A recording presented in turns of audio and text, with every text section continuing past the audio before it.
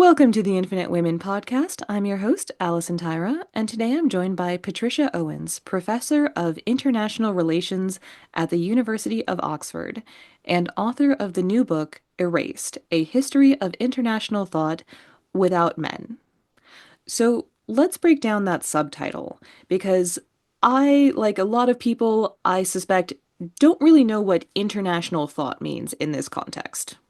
Yeah, international thought is deep reflection on the relations between peoples, empires, and states. So it's what we do when we're thinking about international relations, like broadly understood. This field of international relations was a new interdisciplinary science, right, that emerged in a very particular moment in history, really at the end of the 19th century, the beginning of the 20th century. And the sort of discourses of international relations emerged really with the closing of imperial frontiers when the European powers and Japan had basically mostly carved up the world's territory. And so this new world order had to be conceived of as a whole. And this language of international relations sort of came at this moment.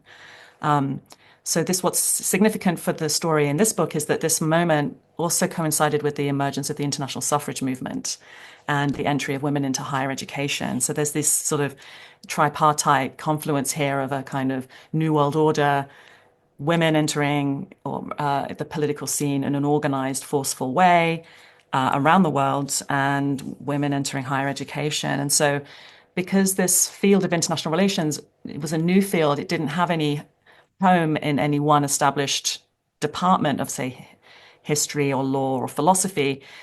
It was a field in which women could get ahead. So it was quite a feminized field in its earliest days.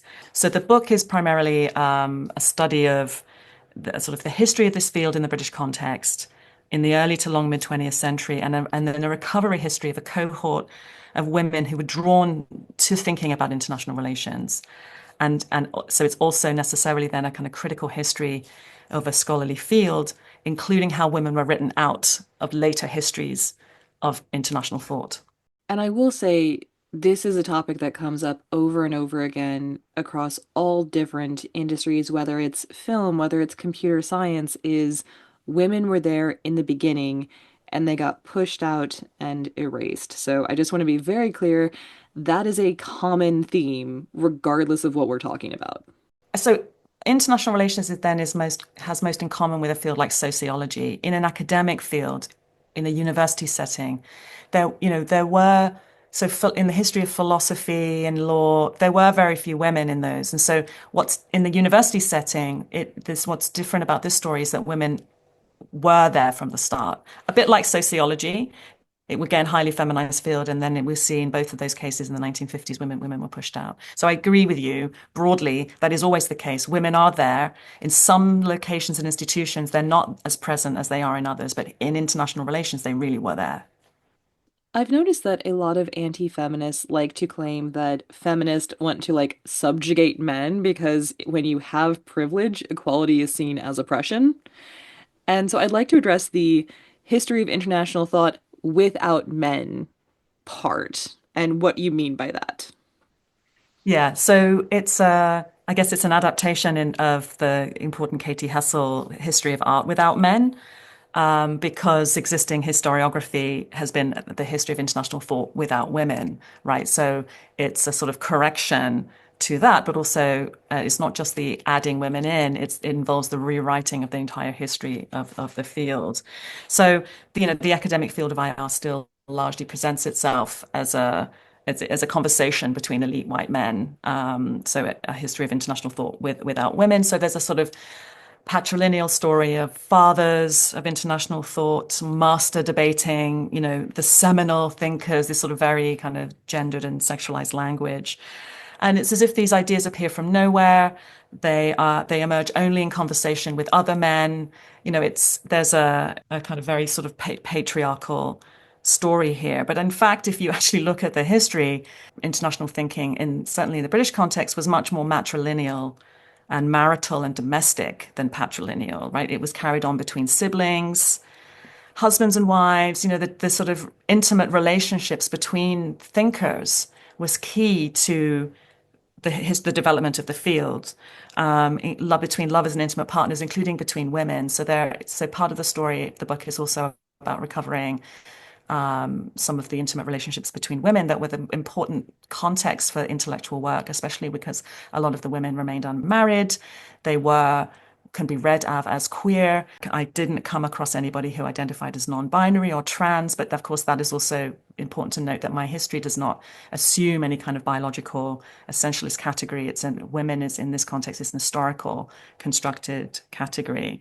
But I mean, obviously, as I say in the book, it turns out I couldn't actually write this history without men, right? Because I had to account for how they used their power to create and defend their own intellectual fiefdoms, to marry and begin affairs with students or assistants, to consolidate their own identities and define, in the end, by the 1950s, a sort of new field of international relations that defined absolutely in opposition to the fields in which women excelled, and by therefore ignoring and erasing women.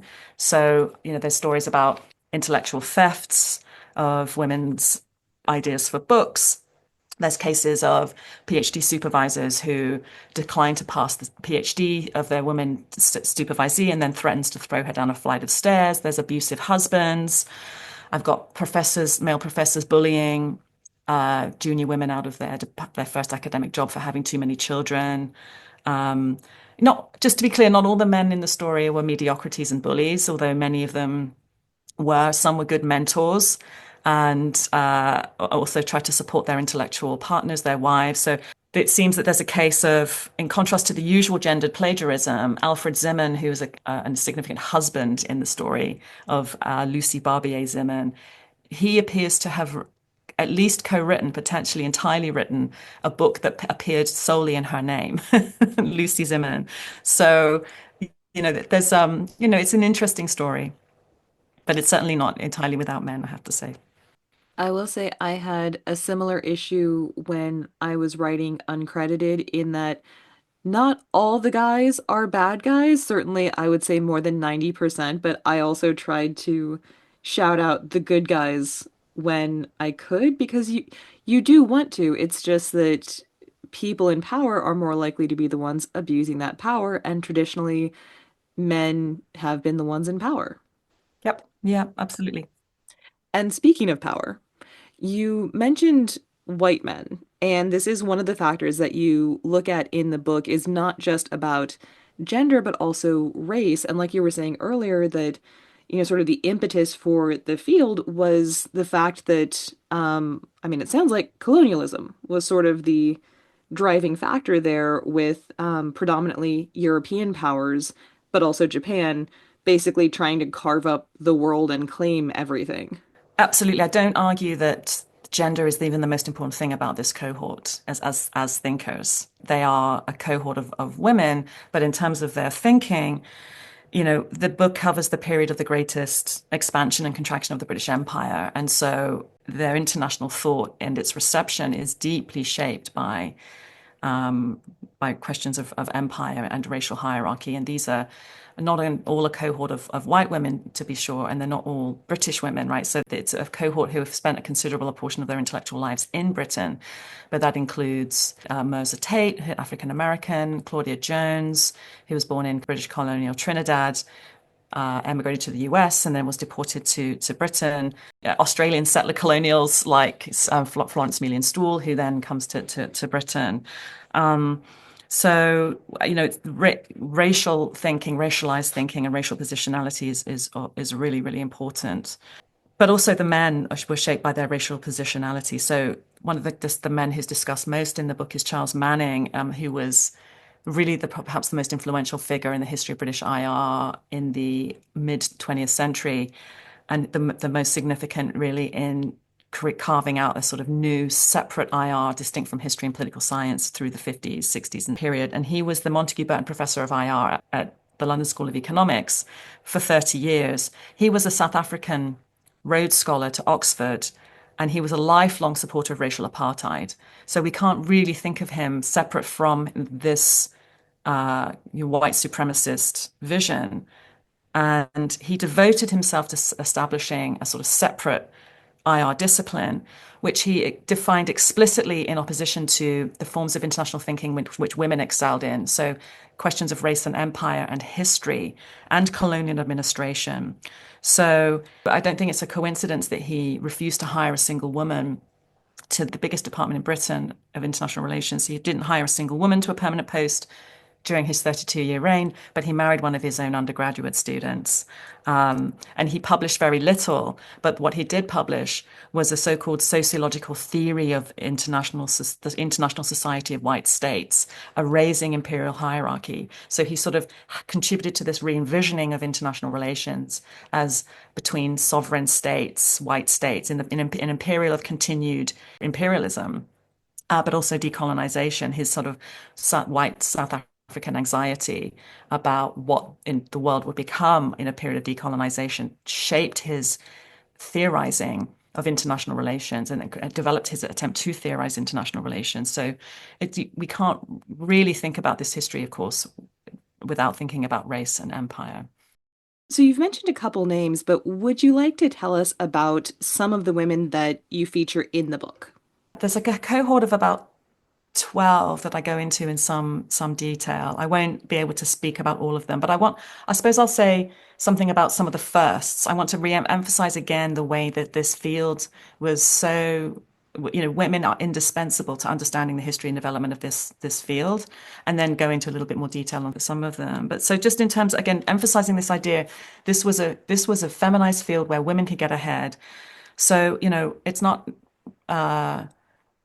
I think it's significant that Oxford University's first woman professor, Agnes Headlam Morley, and its first African American graduate student, Mirza Tate, were both scholars of international relations, right? So was the first woman professor at the University of Edinburgh, Elizabeth Wiskman, and the first international relations course taught at Cambridge for 20 years was delivered by a woman historian, Gladys Jones, who I'm particularly fond of. The love of her life was Eileen Power, and she was an international hockey player. And she was drawn into international relations, I think, by Eileen Power. The first spousal hire in international relations was appointed in 1930 in Aberystwyth, which was the first department of international relations. The first spousal hire was a husband. That was the husband of Lillian Friedlander, who was permitted to share her job with her husband, so that she could return to teach in that department after a series of fellowships in the United States. The first English language book to use the term international thought was Florence Melian Stoole's The Growth of International Thought. But here we find a highly gendered intellectual theft where, this wasn't the book she planned to write. She was going to write a popular history of the League of Nations, and then her mentor, Gilbert Murray, who was asked to review it, and he suggested he appropriated that idea for himself and suggested that she write a history of international thought, which she did within a year. And his book, never materialized. The US context as well, I'll mention that the best funded International Relations Research Institute in interwar America was founded by two women, the Radcliffe Bureau for International Research at Harvard. So in the book, I argue that really across the middle 4 decades of the 20th century, three women were the leading international relations thinkers of their generation in Britain. And there's a fourth as well, who is the most important figure in the history of international relations at Chatham House, which is Britain's leading international relations think tank. So again, it's not just that, in the early 20th century, there were these sort of, women who got these IR jobs. They were also later on the leading thinkers of their generation. So I'll give the example of Oxford's Marjorie Perham. You asked about empire and race earlier. Obviously international thinking through the middle of the 20th century was bound up with the management of empire, the management of imperial decline. And easily the most important white public intellectual in Britain on empire and decolonization from the 1940s to 1970s was Marjorie Perham. She was really the establishment's authoritative voice on empire, but she was also a sort of critic of the older imperial men, and she was a reformer, and she was quite skilled at sort of acknowledging Britain's imperial crimes, or some of them, and then deflecting them. It was a kind of emotional performance of sort of recognition of what Britain had done, and a kind of but this is where but Britain was the least worst of the empires, and she sort of was a highly skilled sort of public intellectual as well as a kind of historian and trainer and administrator of teacher of colonial administrators. Outside the academy, Claudia Jones was easily the most effective disseminator of radical Black Atlantic thought in the late 1950s and early 1960s in Britain. So she was, after she was deported from the US for her communism in 1955, she founded and edited the West Indian Gazette in London, and she founded the Notting Hill Carnival. And she really shaped how tens of thousands of ordinary Black and brown people in Britain thought about international relations, thought about new colonial, decolonial worlds. Claudia Jones is a hugely significant figure. And then back in academe, one-time journalist Susan Strange, she was really the dominant persona in the IR profession in the 1970s and 1980s. And she sort of rejected the kind of field as Charles Manning had established it, not entirely rejected it, but she thought that it was sort of boring and stale and, it was the sort of in the intellectual doldrums. And so she kind of radicalized, attempted to radicalize IR and make it sort of much more kind of fresh and bring in international political economy and all these. So she's really the only figure in the cohort who's received any kind of recognition within IR as a sort of prominent thinker because she was of such significance. And so she's exceptionalized, right? So we often find this in the history of women intellectuals. There's sort of one woman who's permitted into the canon, and this is sort of, allows then the erasure of all the others. So she's exceptionalized, this figure, Susan Strange. But the most exceptional thing about her is really not that she was a woman, it is that she was the mother of 6 children who insisted on returning to work full time after each of her pregnancies. And so for this, she was bullied out of her first academic job, literally because it was too much effort for the male professors to find a maternity cover for her. I mean, it was literally that. They recognized her brilliance. Actually, she was respected, but it was just too much of an inconvenience. So they bullied and harassed her until she resigned. But then she went on to become the most influential British IR scholar of her generation, if not of all time, in fact. So these figures, there's Parham and Strange, I mean, elite academics, but really the scientific study of IR was consolidated in Chatham House, not in the universities, but in the think tank Chatham House. And it was through the sort of feminized, painstaking labor of women in the back rooms of Chatham House, in the information services department, overseen by this woman, Margaret Cleave, who her work underpinned every basic activity for which Chatham House became important. The sort of press clippings, its journals, its convening and its research. And, no other figure really is as closely associated with a major institution of British IR as Margaret Cleave is really with Chatham House. So these figures, I mean, there's more, but these are, I think, some of the most interesting and telling and significant figures in the story. But, there are many, many more. I also can't say how many times I've heard the women were doing the behind the scenes painstaking detail work, which Mm. is interesting because it seems like that's also where a lot of discoveries get made is through that work. It's also, but it's intellectual work. I mean, it is not, it's highly skilled. It's languages, it's making decisions about what's important in the field. It's not, it becomes menialized, but it's not menial work. I mean, these are like, again, largely women. They have university degrees. This is intellectual work, and I think some really good work has been done on this in the context of think tanks by my collaborator, Katerina Rietzler, on a wider project. So I should mention that this book, Erased, comes out of a wider research project called Women in the History of International Thought, which was funded by the Leverhulme Trust between 2018 and 2022. 2023, we got a year extension because of COVID. And Katerina Rietzler, she's worked on think tanks, and she's done a lot of work showing how really, certainly before the information revolution in the 1970s, what I call Chatham House work, or what she calls sort of work in the back room, think tanks was enormously valuable and significant to these think tanks. Have you found that women participating in collaborations, like basically doing group work or collaborating with other academics, find themselves written out of the story and suddenly it's Like they've been relegated either explicitly or implicitly to, oh, she's really just assisting the guy who's really the brains behind the operation. That's one of the tropes of how women get marginalized. They're just contributory, and the great mind here is him. I mean, one thinker where that I think has where that has happened subsequently, not contemporaneously, but historically, is a figure like Lucy Zimmern, who was married to Alfred Zimmern. I mentioned earlier, he probably authored a book that came out solely in her name, and they were they were intellectual collaborators. I mean, he would acknowledge that, thanks for typewriting, but he wouldn't. It's not quite the thanks for typewriting acknowledgements for her. He acknowledges that it's through their conversations and the work that she did, and they co-founded together the most influential interwar summer school on international relations that ran in Geneva through the interwar period, from the early 1920s to the early mid to 1930s. Um, and she was absolutely central to its vision and pedagogy.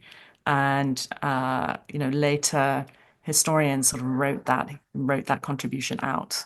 She was mentioned because she was responsible for him resigning the first chair of international relations, the Woodrow Wilson Professorship from Aberystwyth, after a couple of years, because they fell in love and began an affair. He was already divorced, but she was married to the professor of French, and this caused an enormous scandal. He was pushed out, and so she left Aberystwyth with him. But I think a big part of that was that she was already well known she was in control of the musical affairs in the town. She was lecturing and teaching in the music department, and she was already practicing her distinctive form of international relations theorizing, which again, in a collaboration with Katerina, we call polyphonic internationalism.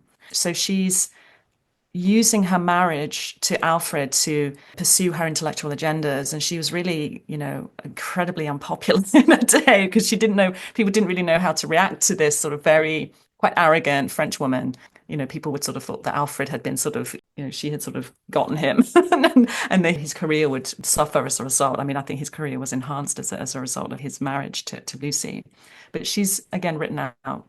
One of the things we also see with women's stories is that there is contemporaneous erasure where they're being undermined and overlooked at the time or shortly after they've passed, but that's different from historical erasure where they're being excluded from the histories. And you look at both of these. So can you tell us sort of the differences that you see and the similarities? This is really important part of the story. So there's contemporaneous erasure. So for example, when I mentioned Charles Manning earlier, so when he erases empire from from the study of international relations, he is also then erasing leading expert on colonial administration from his own department, Lucy Philip Mayer, who was hired just before he came. So she was there.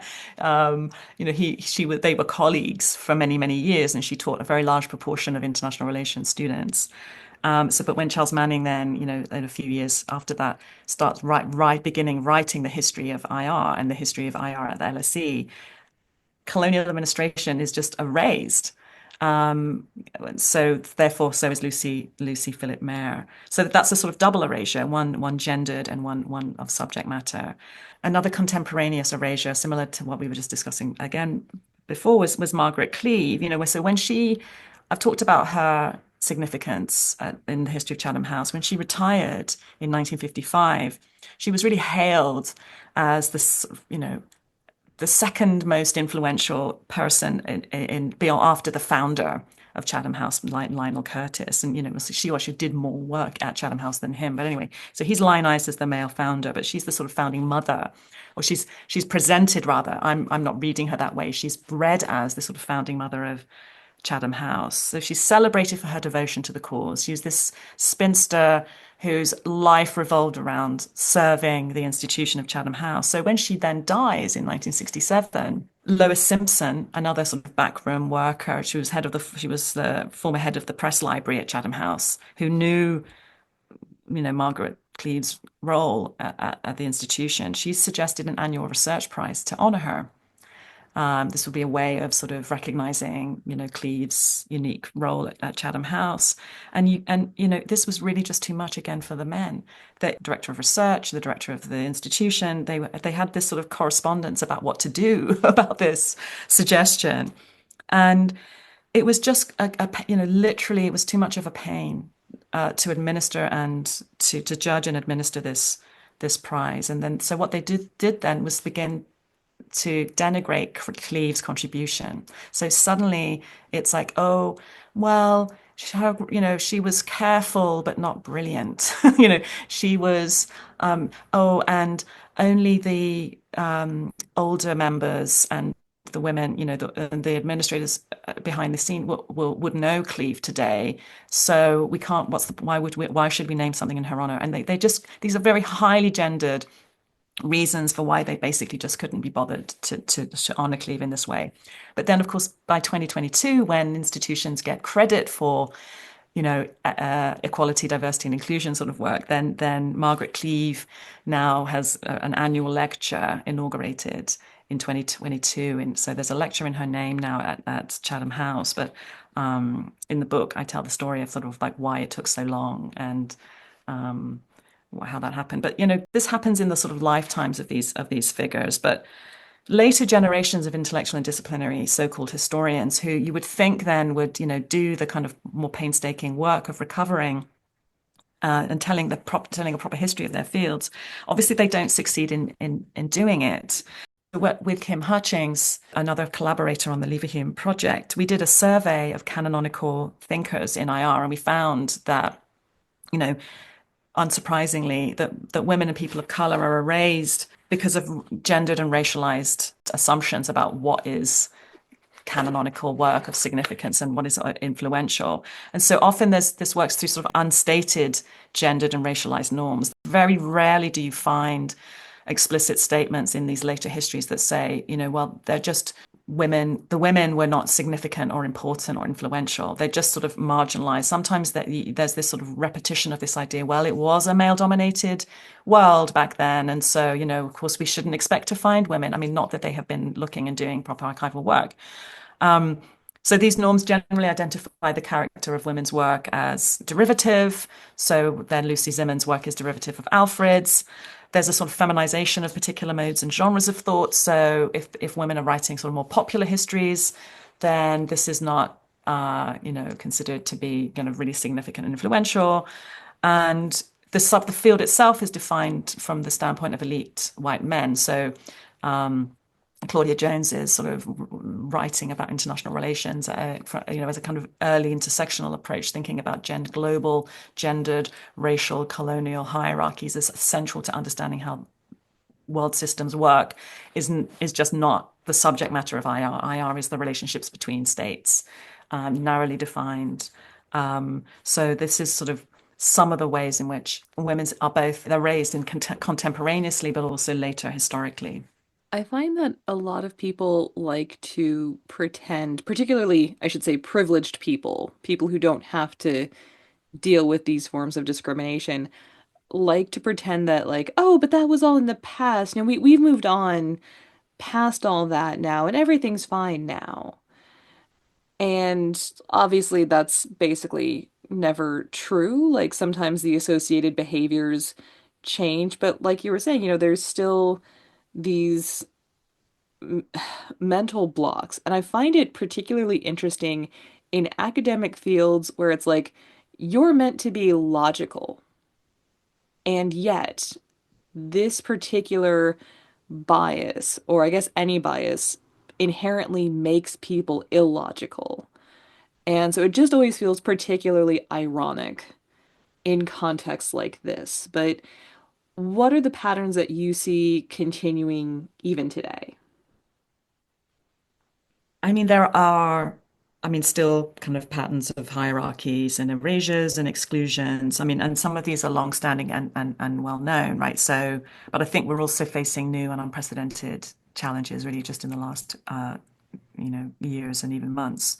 So like in academia, women of color, LGBTQ plus people, disabled, women, these are they face compounded forms of discrimination and erasure. So there are biases in citation and in recognition for their work, in erasures from curricula. Then in terms of what the work that's expected to kind of be carried on in an academic context, women and especially women of color are often expected to take on more kind of pastoral mentoring, diversity related roles, attempting to sort of correct these problems.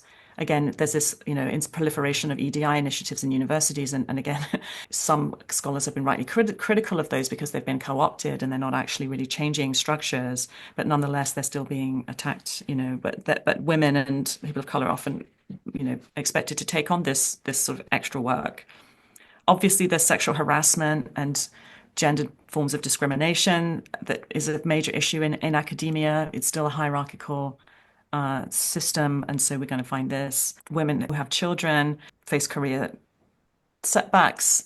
If you're a man with children, you're more likely to have a partner who provides full-time domestic care. So in fact, you're advantaged. You do better if you're a man with children compared to women with children. This is, also really problematic. But I mean, so these are things that have been going on, we've known for a long time, and there've been small improvements in the situation, but not enough. But there's a wider crisis of higher education. We're seeing massive cuts to higher education. We're seeing mass layoffs. In Britain, we're seeing the whole departments are being cut.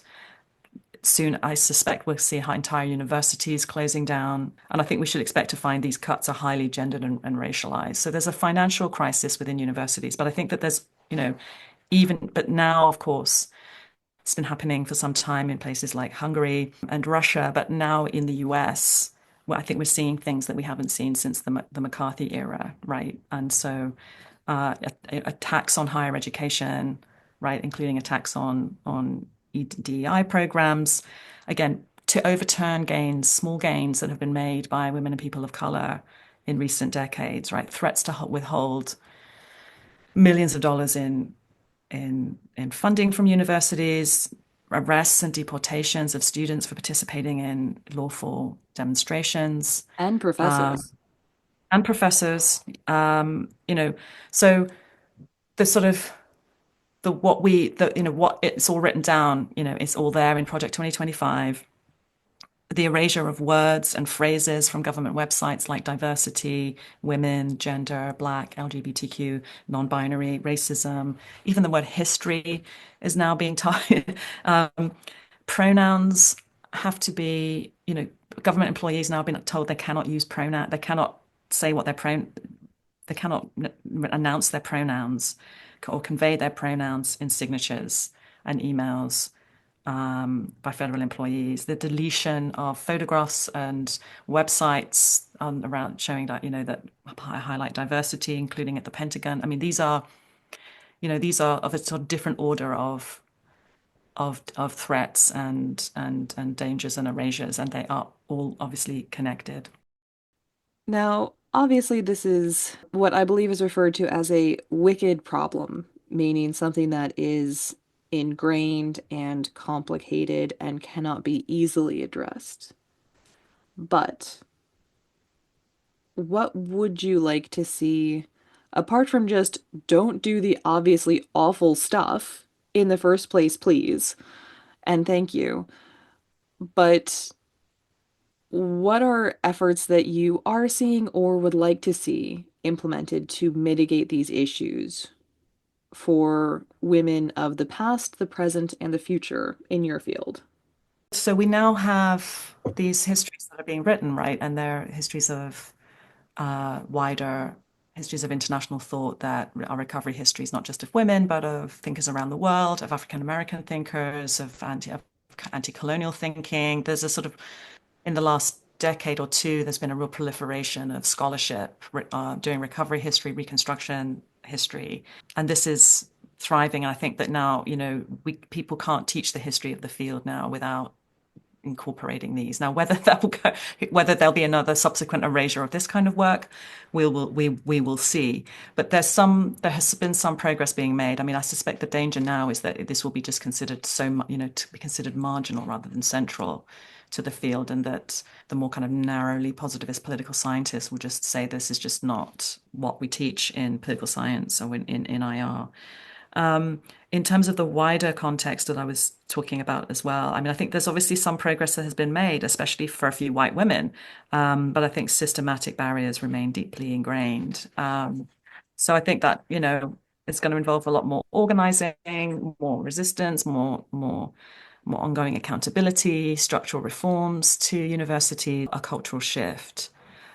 But again, looking at the sort of widest picture, I think, the universities, faculty and students are going to have to come together to resist cuts and threats to the independence of universities. We've got to protect and defend our students and faculty's right to protest, I think, even if it's disruptive. I think we're seeing lots of organizing. We're seeing lots of organizing in the US today, for example. We're going to have to see universities push back against, not, in the US, obviously pushing back against Trump, but also pushing back, I think, against university administrations in other countries who are going to be already sort of looking at how they can adjust their policies and their stance on various things in anticipatory obedience to sort of more general and broader sort of right-wing, far-right attack on universities. Again, on the study of gender, on the study of race, on the study of class, and the study of diversity, and the study of global politics, and to defend some of the recent gains, to consolidate some of the recent gains in DEI that I think are really vulnerable right now. We need colleagues more joining the union. We obviously have to do this collectively. We obviously need to think about returning to the sort of themes of the book, historical figures who in some ways had it worse than we do now, perhaps, and learn from them. And I think about the most relevant figure, I think, in the book. When I think about in the current context, I think about Claudia Jones, again, an immigrant to the US from a British colony, politically radicalized in Harlem during the Harlem Renaissance. Again, she was deported. She was deported from the US because she was a non-national, because she was a black immigrant communist woman who was effectively organizing against McCarthyist repression, against the US complicity in imperial power, in hierarchy and expansion, and in the repression of working peoples in the US and around the world. And she saw these things as interconnected. She did a lot of work with women's organizing as well, globally and nationally. She is an historical figure. She died in 1964, but she's of enormous contemporary relevance. And I think we have to turn to figures like Jones and many, many, many others like her who perhaps can give us some resources and ways to think differently about the situation that we're in, and some hope, perhaps. Join us next time on the Infinite Women podcast, and remember, well-behaved women rarely make history.